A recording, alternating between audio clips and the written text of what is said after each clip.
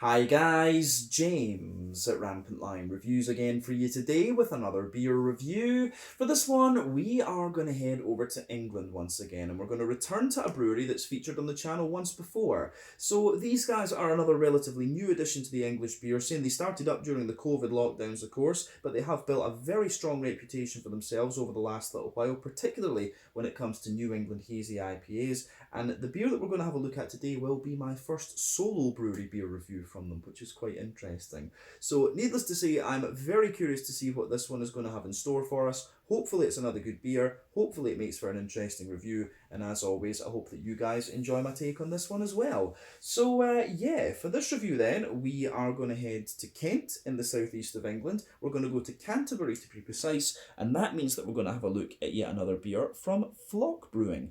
So this particular beer is called Everything Starts Somewhere. It comes in at 6.5% ABV, and this is another New England hazy, whatever you want to call it, IPA.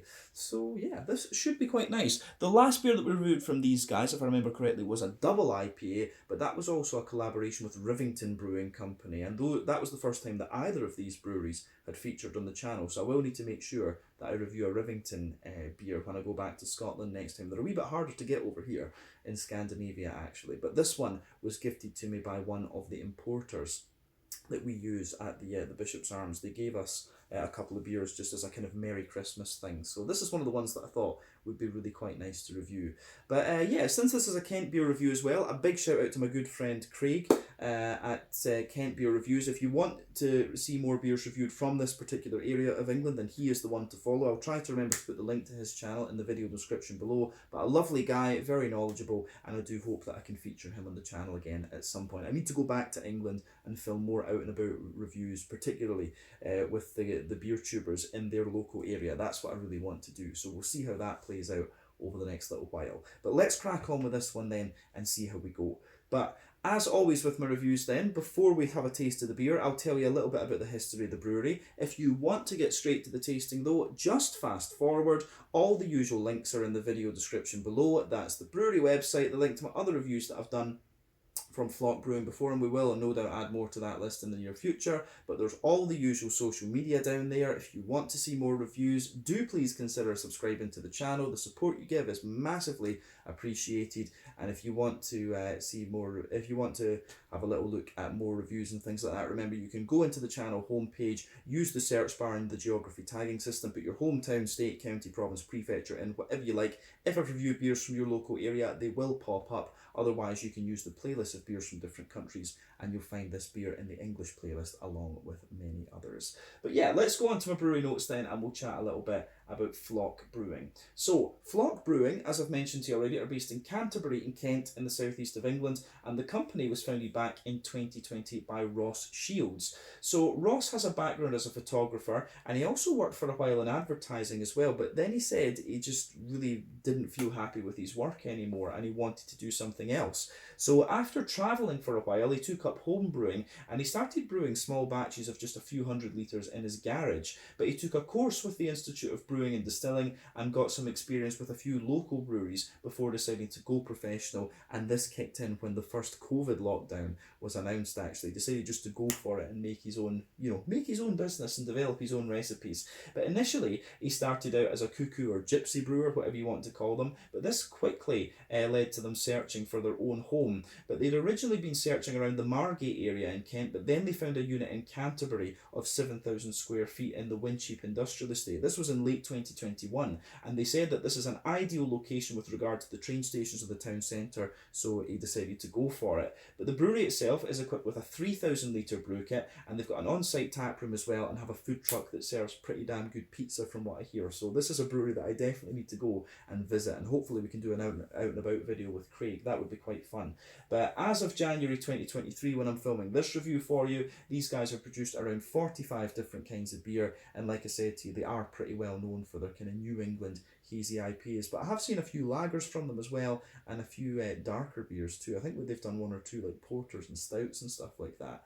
But yeah, a very up and coming brewery in England, I would say, and one that you definitely need to check out if you get the chance. So yeah, let's leave it at that for the history section of the video. If you want to learn more about the brewery, you can of course check out the brewery website. You can follow them on Facebook and Instagram to keep up to date with the latest goings on, and you can check out the Untappd page to learn more about all those different beers that they've done. But yeah, let's crack on and have a wee look at the beer itself. So as you can see, the artwork on this one is quite nice. It is the same style that we've seen from Floc in the last review that we did. Plain silver top on the can there. Like I said earlier, this one is a 6.5% New England Hazy, whatever you want to call it, IPA, and this one is hopped with Cascade, Mosaic, and El Dorado. So all three hops are American. Cascade is the OG one, 8% alpha acid, usually gives you some kind of like sultana notes, a little bit of a kind of figgy note, and also a bit of grapefruit as well. Mosaic, 14% alpha acid, that gives you sort of tangerine qualities in my experience. Then El Dorado gives you this lovely kind of juicy mango and pineapple-y type note, and I think that's about 12% alpha acid too. But yeah, this should be really quite nice. Let's get this guy out and we'll get on with the tasting. This is Everything Starts Somewhere, and you can see a wizard just making all the planets and satellites and stuff. I think that is pretty cool. So yeah, let's crack this guy open and we'll see. Yeah, we'll see what we have. Yeah, this should be pretty nice. Ooh, carbonation's a little bit wild in this one. We'll just need to take it easy. You could feel that the can was pretty hard actually with this one, so maybe this beer has been sitting for just a wee bit. So we'll just be a bit more careful when we're pouring this one. But that should settle down. If it doesn't, we might need to pause the video and just let the beer settle a wee bit. Yeah, I think what we'll do is I'll let this beer settle a wee bit, we'll pause the video, and I'll come back to you once I've got it poured properly. Just a second, guys. Alright guys, so we managed to get the beer out into the glass, finally. It took me about 2 attempts to do it, but there we are.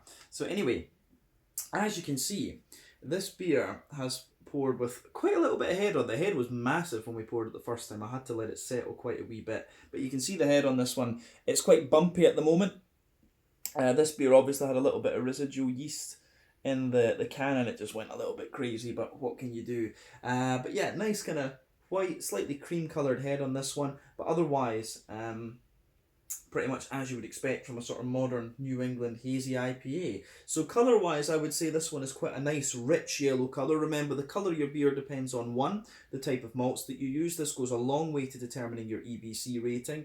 2, length of your wort boil is also going to play a role, because the longer you boil the wort, the more the sugars caramelise, and thus you get a darker colour of beer. But any barrel aging that you do or any adjuncts that you put in will affect the colour of the beer as well. But yeah, you don't normally have to care about that when it comes to New England hazy IPAs, of course. Yeah, in terms of the level of haze on this one, it actually looks a little bit more like a kind of American IPA than a straight up New England. It's certainly got a little bit of opacity to it, but it's not the soupiest and gloopiest of New England IPAs, that is for sure. So, yeah. Interesting, this one. But remember, the level of haze in these beers depends on the oak content, the wheat content, and to a degree what yeast you use as well, and it can vary from brewery to brewery and beer to beer. So appearance wise, this one is kind of what we would have expected. So yeah, let's have a wee look at the aroma of this one and see what it has in store for us. Nothing too surprising about the appearance of this one, just the head obviously went a little bit crazy. Yeah.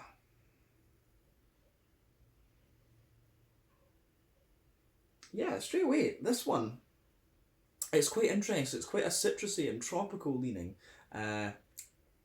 New England IPA, but it has, first impression as well, is it's got a good little bit of mix of things in it, because as I've always said, for me, New England IPAs have 6 different elements to them. You've got the sort of, you've got the kind of farmhousey, yeasty type character. This, and I would say that's getting a little bit more common in European brewed New England IPAs. There's also the rye leaning grainy character, which I think is still a bit more common in American ones, but then you've got the wheaty bitiness, oaty creaminess, barley malt bread, and also to a degree the sweetness as well, actually. And you know, quite often you will find that these beers give you a little bit of everything. You know, you'll find lots of different combinations of these things in here. But first off, this beer actually strikes me as having a bit more kind of yeasty character to it, being a little touch more farmhousey, but it's also got a little bit of wheat, definitely some barley malt bread, and maybe a tiny little bit of oat as well.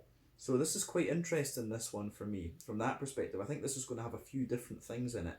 But yeah, smells quite nice, I have to say. You can see the head has finally settled down to behave itself a little bit more with this one now. So yeah, let's have a wee proper look at the aroma, break it down and describe it for you that wee bit more in depth. So yeah, the backbone of the beer, absolutely. You do get a little bit of this kind of fresh wholemeal brown bready bread crust coming out of this one, which I think is which I do think is really quite nice.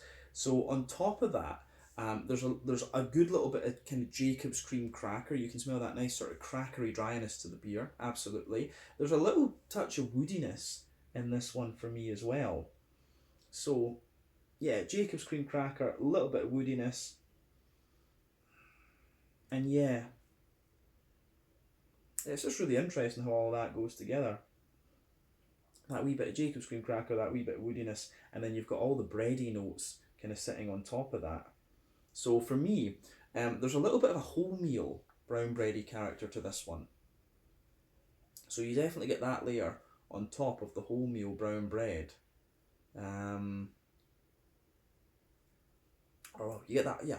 On top, on top of the cracker, brain's not working. I was just thinking about that there. So on top of the cracker, you can smell a little bit of a kind of wholemeal brown bready character. There's some white bread in there as well. And yeah, this beer, you can tell it's not in its prime freshness because there is a bit of oaty character to this one, but it's also quite a dry oatiness as well. And as I've always said, when it comes to New England IPAs, the level of the level of freshness can be determined by smelling the oats. You know, the creamier they are, the fresher the beer is, the drier they are, the older it is. You do get a little bit of wheaty bitiness at the back of the nose from this beer as well, which is quite interesting. So yeah, but the malt base is not madly pungent in this beer, actually. I would definitely say that. On the hoppy side of things, this beer, it's quite interesting. I mean, you can tell straight away with this one. This is one of these IPAs that definitely relies on late addition and dry hopping. As I've said in many reviews before, there are 3 types of hopping. When it comes to brewing IPAs, you can use early addition hopping within the first hour of your wort boil. That's going to give you mainly bitterness. You can use late addition hopping within the last half hour of your wort boil. That gives you a little bit of bitterness, but mainly flavour and aroma. Then you've got dry hopping as well after the wort boil is completed, and that will give you after that, that will give you pretty much all flavour and aroma. But what you often get is when you've got early addition hopping, you'll get a really deep, dank, hoppy character, whereas if you use late and dry hopping, you're going to get mainly brighter green components. So West Coast IPAs tend to use all 3 types of hopping, whereas New England IPAs use a little bit, sometimes they use a little bit of early addition hopping, but it's mainly late addition and dry hopping that you use with the New Englands. And for me, the green component in this beer, it's really quite bright. You've got a little bit of that earthiness in there. You've got a little bit of herbal character as well. The earthiness, I think, is going to come from the mosaic out of these 3 hops. So yeah, a little bit of earthiness in there. Nice little bit of bright floral aromaticity, but also a good little touch of zesty grassy character too, which is quite interesting. Yeah. So yeah, green component in this one is quite bright, and as I say, kind of interesting in that sense. But on the fruity side of the beer, there's quite a few interesting things going on with this one. You've got a nice little bit of kind of mixed fruit to it. I get quite a lot of tropical fruit actually, and that'll be from the El Dorado, but you're also getting a more citrusy note. But the Cascade for me gives you a little bit of that. The Cascade gives you a little bit more of a kind of sultana type quality to the beer. There's also just a wee touch of the kind of red fruity figgy note in this one. But then above that, of course, you've got the juicy mango from the El Dorado. You've got a bit of kind of apricot, I think, as well, and also some kind of pineapple-y notes. And yeah, I think it goes together pretty nicely.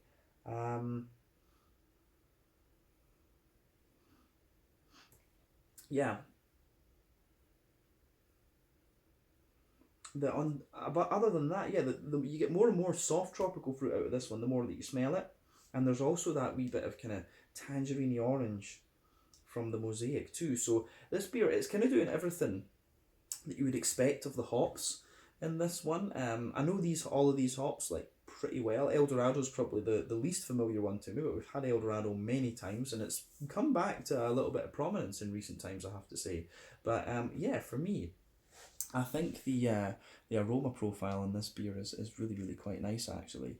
So yeah, as I always say, take a wee bit of time and enjoy the aroma of this one before you get stuck into it. But you can see that was almost the perfect pour there. Yeah, the last of the thing. I was forgetting this one for a second. I forgot that the carbonation had gone a little bit crazy on this beer. But yeah, looks great, that I have to say. So let's have a wee taste of this one and see what it's going to have in store for us. This is the Everything Starts Somewhere, a New England IPA at 6.5% ABV from Floc in Canterbury in England. Let's get stuck into this one. Slàinte, skål, cheers.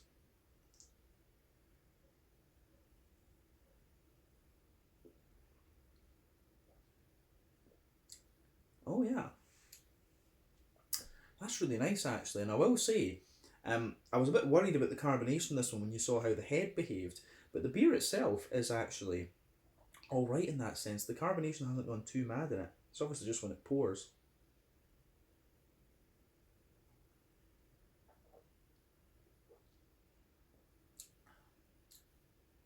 But yeah, that's a really nice, um, yeah, that's a really nice kind of juicy, smooth and creamy, fruity IPA. This one, I really like that. That gets a thumbs up from me, absolutely. One of the other things I'll say is that on first impression at 6.5%, that's one of the more kind of, it just feels like one of the kind of more full-bodied um, single New England IPAs that I've had in quite some time actually. So that's definitely worth bearing in mind.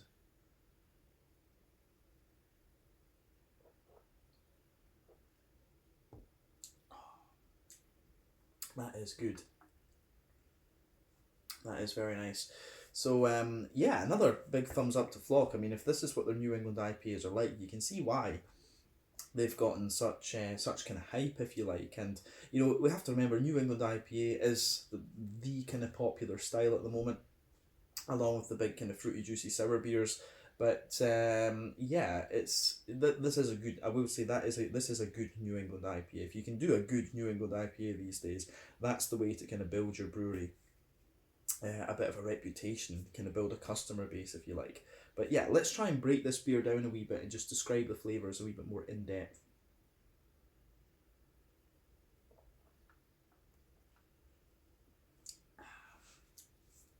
So yeah, um, middle third of the palate then. We'll start there. You can feel that nice little bit of fresh white bready bread crust just forming the backbone of the beer. It is quite smooth actually, it's not madly grainy, but as you move toward the front of that middle third of your palate, you can feel there's a little touch of woodiness in there, and then on top of that you've got a little bit of Jacob's cream cracker coming out of the beer too, and that is quite nice, I have to say. I do like that about this beer.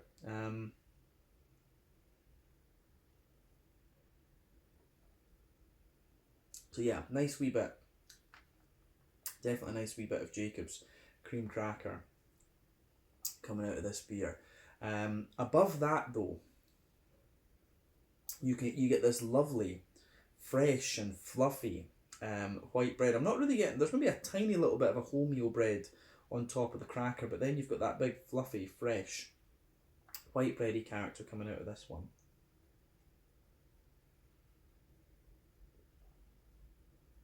And you can feel on top of the bready character in this beer, incidentally, is actually quite wet, which I find really interesting. So yeah, it's really quite a wet bready character that you get out of it. Then you've got a nice, then you've got a nice kind of, you've got a slightly denser wheaty character sitting on top of that as well. So yeah, fluffy white bread, a denser wheat note out of it, and then yeah, you have got a nice kind of oaty note on top of that. So the wheaty bread is there. Then in the middle of your palate, you can feel you can definitely feel there's a nice, the wheat kind of pushes its way up around the sides of the, yeah, it pushes its way up around the sides of the kind of OT circle that you can feel in the middle of your palate. You've got this circle there, and that's where the OT notes come out. So as you go down the middle third of your palate, you've got that lovely kind of creamy OT character there, but it's quite dense. And as you move out toward the edges of the middle of your palate there, you've got more of a, you've definitely got a little bit more of a kind of dryness to the OT side of the beer as well, for sure. And like I say, this beer is not at its prime freshness, definitely not, but it still tastes really nice in that sense. In the dead centre of your palate, you can feel there's a little circle there where you get some sort of Werther's original butter candy, butterscotchy notes, and yeah.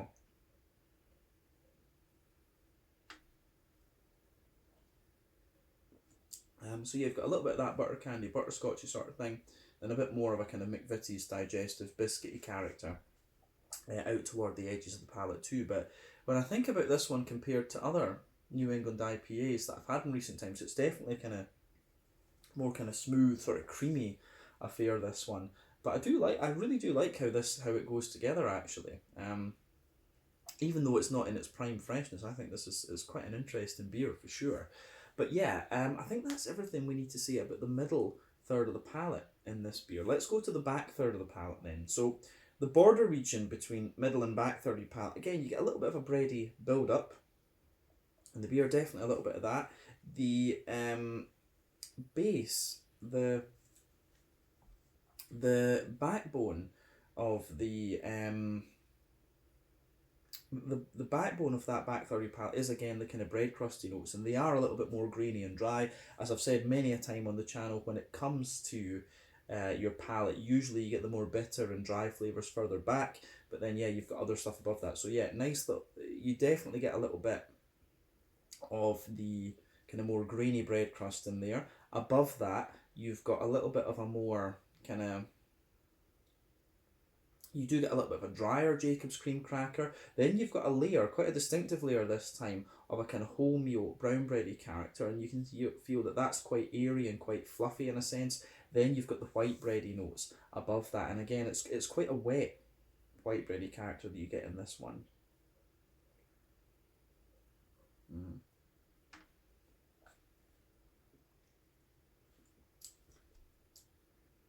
But yeah, you've got the white, yeah, you do have the kind of white bready characters in there, and it's still quite a wet white bready note as well. But then above that, you do get a little bit of the wheaty character as well. You can feel the wheat densifying out, pardon me, the bready notes in the beer, and it does have just that little bit of bitiness. So yeah, the way that that goes together, I have to say, is really quite nice.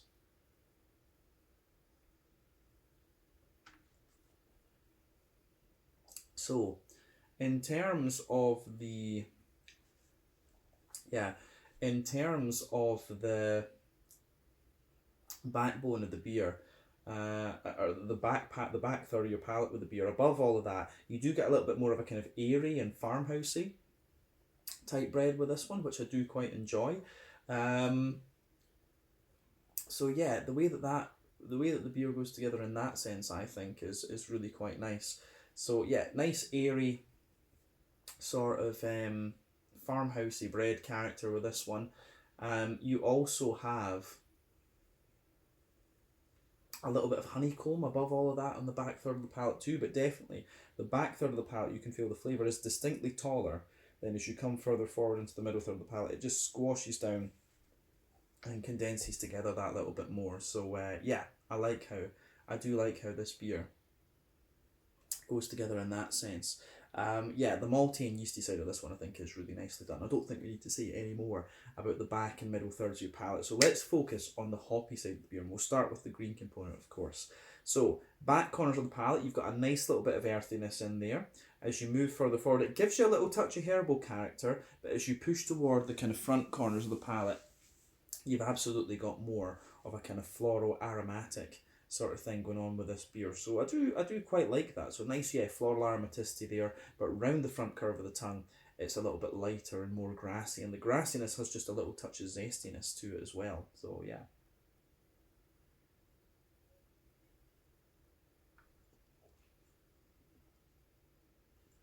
Yeah. That is good. That is nice. The green component, just it blends in, you know, that that bit of more wheaty bitiness that you get out of the beer. So yeah, I do like that kind of wheaty bitiness that you get out of this one.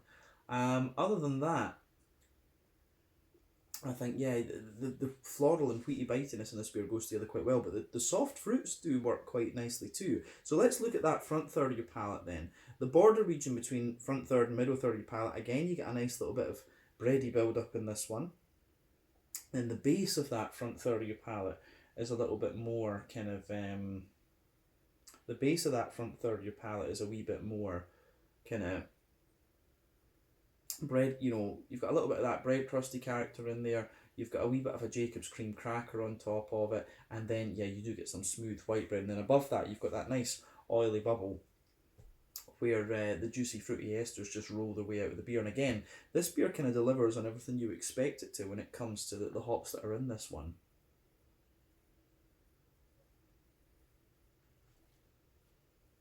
So yeah, at the back of that front third of your palate, you do actually, I get a little bit of a kind of oily sultana character in the base. There's a tiny little bit of passion fruit there as well, which is kind of interesting. So a bit of passion fruit, bit of oily kind of sultana note, and then a wee touch of fig underneath. But then you've got all the juicy mango. You've got all the juicy mango on top of that. You've got all the kind of apricot-y notes. You've got all the kind of, you've got a little bit of pineapple in there as well. And then as you move into the front half of that front third of your palate, it's got a little bit of a more, it definitely has a wee bit of a more kind of tangerine orangey note to it as well. So I do quite like how that goes together in this one. Yeah, the fruity side of this beer is nice and soft and nice and juicy, and yeah, I think it goes together quite nicely actually. Yeah, really quite an interesting beer, this one, for me.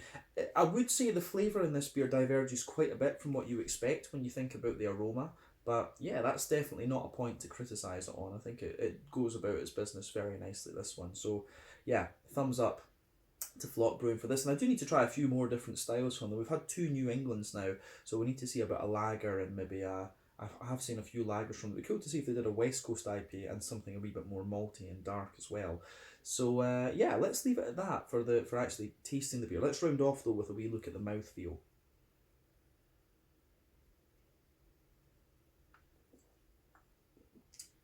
Mouthfeel wise, like I said, this one for me, it feels like one of the slightly thicker single New Englands that I've had in recent times, which I quite like. So yeah, there's a nice kind of thick, you've got a little bit of a, how would we say, you definitely have a good little bit of creamy character with this beer. So it's quite, I'd say that it's mid-body, pushing toward the top end of mid-body, but quite thick for the style. Smooth carbonation, bit of a creamy mouthfeel. In terms of IBUs, I think this is a fairly standard sort of 20 IBU beer, this one. So yeah, about 20-ish IBUs. You've also got the malt base in this one has a little bit of graininess to it, a little bit of smoothness, wee touch of creaminess, also a little bit of sweetness. And then, yeah, I think that goes together really quite nicely in a sense. In terms of the green component of this one, yeah, it's quite floral, bit grassy leaning, and then the fruits are nice and juicy and tropical. It gives you everything you would want from the style. I think it leans more toward the tropical side of things, this one, rather than anything else. I think the El Dorado is potentially the most potent of the 3 hops in this one. But yeah, another very solid New England IPA from Floc. So I think I need to try a few more different styles from them, as I said. But yeah, I think we can leave it at that for this review. So once again, thank you for watching my beer reviews. Until the next time, please like, subscribe, share, all the usual YouTube stuff. Let me know your own thoughts on this beer in the comments section below. Let me know what your favourite beers are from Floc as well. We will no doubt return to these guys again at some point in the near future. But until the next time, slange it, skull, cheers. Check out my social media, check out Floc's social media, and I'll see you guys in the next review. Slange it, skull, and cheers.